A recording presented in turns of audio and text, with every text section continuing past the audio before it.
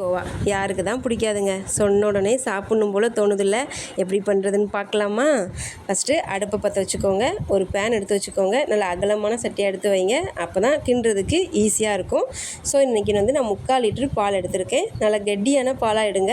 அப்போ தான் பால்கோவா நல்லா கெட்டியாக வரும்.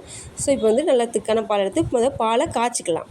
ஸோ பால் நல்லா காய்ச்சி கொதிக்கிற அளவுக்கு நல்லா சுண்ட காய்ச்சிக்கோங்க. வீட்டில் இந்த மாதிரி சிம்பிளாக ஸ்வீட் சாப்பிட்ணும் ஆசைப்பட்டிங்கன்னா இந்த மாதிரி பால்கோவா செஞ்சு சாப்பிடுங்க. உண்மையிலே சூப்பராக இருக்குங்க.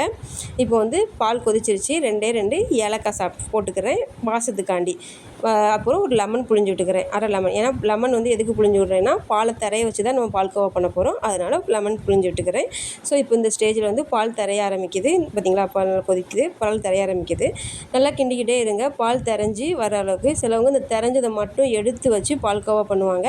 நான் இன்றைக்கி உங்களுக்கு அப்படியே தான் பால்கோவா பண்ணி காட்ட போகிறேன். ஸோ இப்போ நல்லா கிண்டிக்கிட்டே இருங்க. அவ்வளோதாங்க, சூப்பராக திரைஞ்ச ஆரம்பிக்க போகுது. இப்போ திரைஞ்ச ஸ்டேஜ் வந்த பிறகு நம்ம சீனி ஆட் பண்ண போகிறோம். இப்போ நான் 3/4 லிட்ரு பாலுக்கு 1/4 கிலோ சீனி எடுத்திருக்கேன். சீனி உங்களோட விருப்பம் தாங்க. சுகர் கொஞ்சம் கம்மியாக சேர்க்கணும் அப்படின்னா நீங்கள் கம்மியாக கூட சேர்த்துக்கலாம். ஏன்னா பால்லே ஒரு ஸ்வீட்னஸ் இருக்கும், அதனால் பிரச்சனை இல்லை. இதுவே எங்களுக்கு இன்றைக்கி கொஞ்சம் அதிக இனிப்பு தான் அப்படின்னு தான் வீட்டில் எல்லோரும் சொன்னாங்க. ஸோ இப்போ ஒரு ஸ்பூன் நெய் விட்டுக்கிறேன். ஏன்னா கீழே அடி பிடிக்காத அளவுக்கு இருக்கிறதுக்காண்டி ஒரு ஸ்பூன் நெய் விட்டுக்கிறேன்.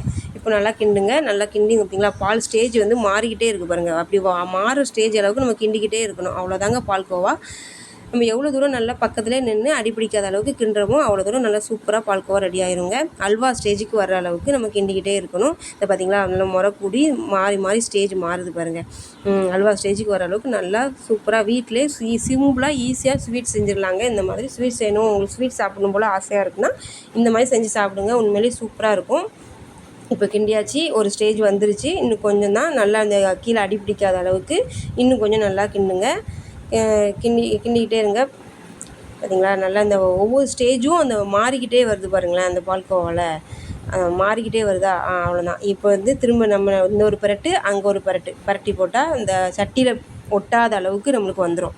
ஸோ சட்டியில் ஒட்டாத அளவுக்கு வந்ததுக்கப்புறம் ஸ்டேஜ் அவ்வளோதான், நம்ம இறக்கிற வேண்டியதான். இப்போ சட்டியில் ஒட்டாத அளவுக்கு வந்துருச்சு. இந்த பார்த்திங்களா, எல்லாம் அந்த முறக்கூனதெல்லாம் கட்டியாகி ஸ்டேஜ் வந்துடுச்சு.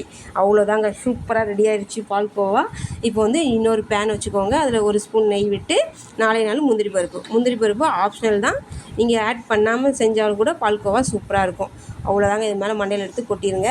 சூப்பராக ரெடி ஆகிடுச்சு பால்கோவா. பார்க்கும்போதே சூப்பராக இருக்குது. நீங்களும் இந்த மாதிரி ட்ரை பண்ணி பாருங்கள். உண்மையிலே சூப்பராக இருக்கும். ட்ரை பண்ணி பார்த்துட்டு கமெண்ட் பண்ணுங்கள், எப்படி இருந்துச்சுன்னு சொல்லுங்கள்.